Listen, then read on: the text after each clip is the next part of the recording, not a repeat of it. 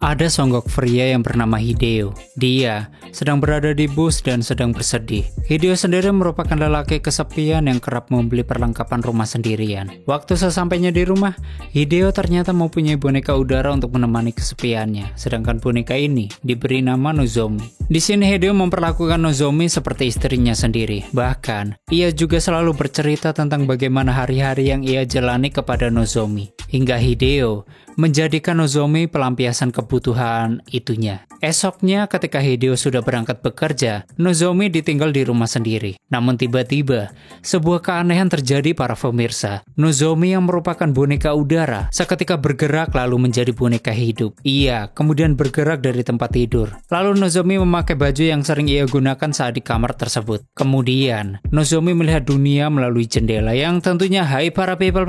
Balik lagi dengan saya Faiz Hura yang pastinya akan menghibur kalian dengan channel Pemersatu Kelurahan yang akan menghibur kalian dengan film-film begitulah. Namun sebelum ke story, tolong support channel ini dengan menekan subscribe, like, dan share kemana saja agar kami terus semangat membuat story film permintaan kalian. Dan intro. Saat ini aku sedang berjalan-jalan ke masa depan, pakai roket sampai roblai, dompet macet, tetap ngefly.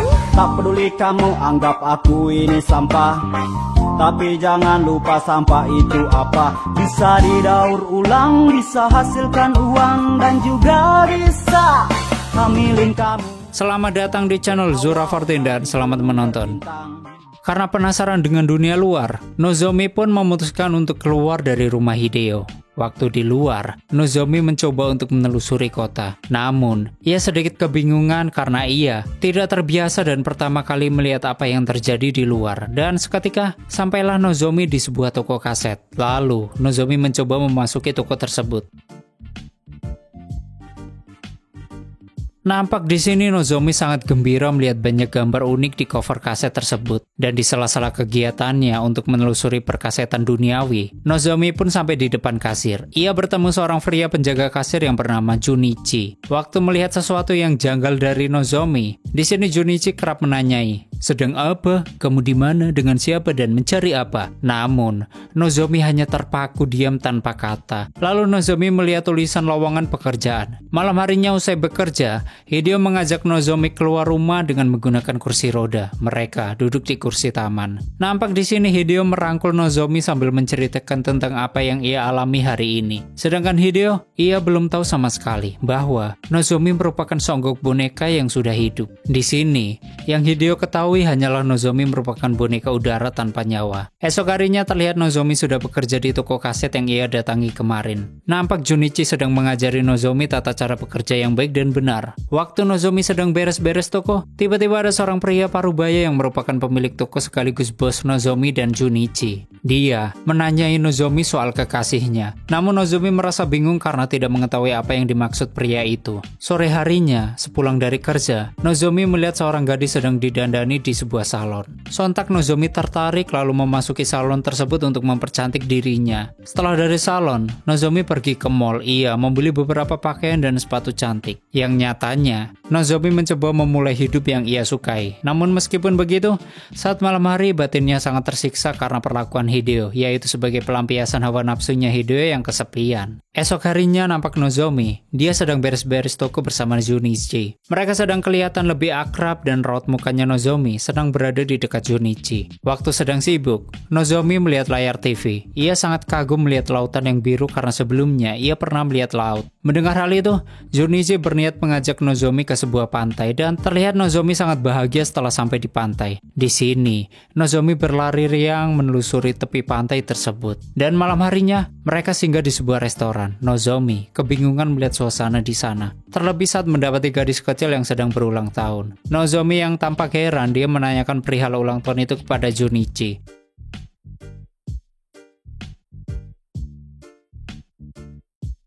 Sesampainya di rumah Nozomi, ia sedang membongkar lemari pakaiannya. Ia ingin mencari tahu tentang dirinya karena hal yang terjadi di restoran tadi membuatnya penasaran, yaitu tentang kapan ia dilahirkan atau dibuat ya. Kayaknya lebih tepatnya begitu deh. Kemudian Nozomi melihat kotak boneka yang berada di sana. Ia pun kaget dan bingung. Sontak ia mulai menyadari ia hanya sebuah boneka udara yang sudah dibeli Hideo. Tak lama kemudian, Hideo pun pulang. Alhasil, Nozomi bergegas menjadi boneka lagi. Esok harinya saat berangkat kerja, Nozomi mencoba mampir di sebuah taman. Ketika itu ada seorang kakek tua yang menegurnya dan memberitahu tentang kebenaran takdir diri Nozomi. Namun, Nozomi nampak kebingungan dengan dirinya sendiri karena kakek ini memberitahunya tentang semua hal yang terjadi. Setelah mendengar perkataan kakek tersebut, di scene ini terdengar curahan hati Nozomi. Kita akan dihadapkan pada cerita seputar rasa sepi yang menyelimuti beberapa orang, yaitu rasa sepi yang disebabkan kegagalan berkomunikasi dan berinteraksi dengan individu yang lain. Manusia yang hidup di dunia ini, mereka seharusnya hidup untuk saling mengisi agar menjadi seorang manusia yang utuh. Namun dalam cerita Nozomi, manusia satu dengan manusia yang lain seolah sulit untuk saling terhubung.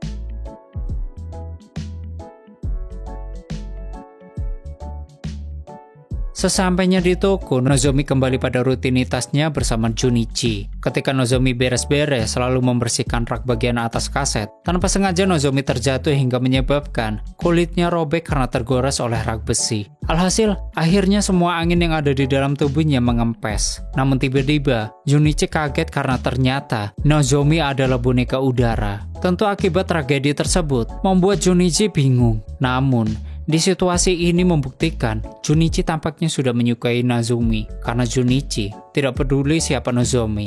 Dan dengan segera, Junichi mengambil lakban untuk menempel lengan Nozomi yang bocor. Kemudian, Junichi mengisi udara pada tubuh Nozomi dengan meniup melalui perutnya. Akhirnya Nozomi kembali membaik dan memeluk Junichi karena sangat panik. Esok harinya tampak Nozomi begitu menikmati hidupnya di luar rumah.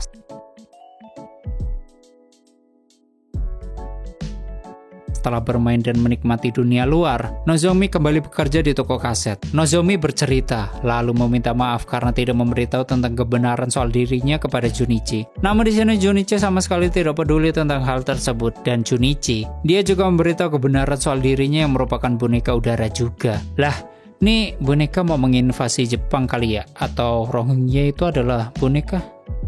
Namun Junichi hanya berbohong, pemirsa. Junichi melakukan kebohongan tersebut agar Nozomi tidak merasa kesepian. Yang nyatanya Junichi adalah seorang manusia yang normal. Waktu mendengar hal tersebut, akhirnya Nozomi tersenyum bahagia mendengar pernyataan dari Junichi. Setelah bekerja, Junichi membawa Nozomi untuk pergi jalan-jalan menggunakan motornya. Dan di atas motor itu, tampak Nozomi sangat bahagia. Perjalanan mereka diakhiri dengan nonton bareng. Dan esoknya, Junichi membawa Nozomi ke rumahnya. Saat di rumah, Nozomi melihat foto yang sepertinya itu adalah mantannya Junichi, dan hal tersebut membuat Nozomi cemburu. Lalu Nozomi beranggapan mempunyai hati yang begitu memilukan. Setelah itu, di scene ini kita kembali dihadapkan pada bagian manusia yang mempunyai hati atau perasaan, namun seringkali terkikis oleh rasa sakit, anjay. Dan kemungkinan itulah yang menyebabkan sebagian manusia mereka tidak ingin bergaul dengan manusia yang lainnya. Hingga terjadilah kesepian lalu memutuskan untuk berkomunikasi dengan benda mati. So, jadi apakah kalian ada yang kesepian?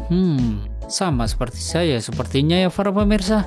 Hari pun berganti. Hari itu tampak Hideo mengunjungi toko kaset untuk membeli beberapa kaset di sana. Dan saat ingin membayar di kasir, Nozomi kaget dan segera menundukkan kepalanya sambil tidak menatap Hideo karena takut ketahuan olehnya. Namun sebelum beranjak pulang, bosnya mengajak ngobrol dan mengatakan kepada Nozomi bahwa ia pernah melihat Nozomi dan Hideo sedang berkencan di taman. Lalu bosnya itu mengancam Nozomi kalau tidak menuruti kemauannya, sang bos akan memberitahu tentang hubungannya dengan Hideo kepada Junichi. Karena takut ketahuan oleh Junichi, ia pun terpaksa menuruti keinginan bosnya itu, yang ternyata lagi-lagi Nozomi menjadi pengganti nafsu bosnya. Sesampainya di rumah, sontak Hideo sangat kaget melihat bonekanya hidup lalu mengajaknya berbicara. Di sini Nozomi menyampaikan bahwa Nozomi sudah mempunyai hati, namun Hideo, dia tidak menginginkan itu dan meminta agar Nozomi menjadi boneka kembali. Karena Hideo beranggapan kalau seseorang yang mempunyai hati itu adalah pengganggu. Waktu mendengar hal tersebut, Nozomi merasa perkataan itu sangatlah kasar dan keji, yang kemudian Nozomi pergi meninggalkan Hideo. Lalu Hideo terus mengejarnya dan tidak mampu menemukan Nozomi karena Nozomi berusaha untuk bersembunyi. Singkat cerita, Nozomi pergi menemui kakek tua yang mengetahui tentang dirinya. Di sini, kakek tua itu terlihat sedang sakit keras dan terlihat sekarat. Dan untuk terakhir kalinya, ia memberikan alamat tempat di mana Nozomi diproduksi. Kemudian, Nozomi menelusuri tempat tersebut. Sedangkan orang yang membuat Nozomi, dia bernama Zou, yaitu seorang pengrajin boneka yang sangat mahir. Dan akhirnya Zou menceritakan tentang bagaimana Nozomi dibentuk dan berbeda dengan yang lainnya. Lalu Nozomi menemaninya, kenapa dirinya bisa memiliki perasaan terhadap manusia. Zou pun memberitahu jika ia diciptakan sangatlah istimewa dan memiliki keajaiban untuk bisa hidup layaknya manusia. Jadi mulai sekarang Nozomi bebas menentukan hidupnya dan berjalan sesuai kehendak hatinya. Waktu mendengar itu, Nozomi pun meluncur ke rumah AA Junichi dan setelah sampai terdengar sedikit obrolan mereka. Sembari flashback, Nozomi berkata kalau tidak keberatan menjadi pengganti orang lain. Hingga di rumah itu,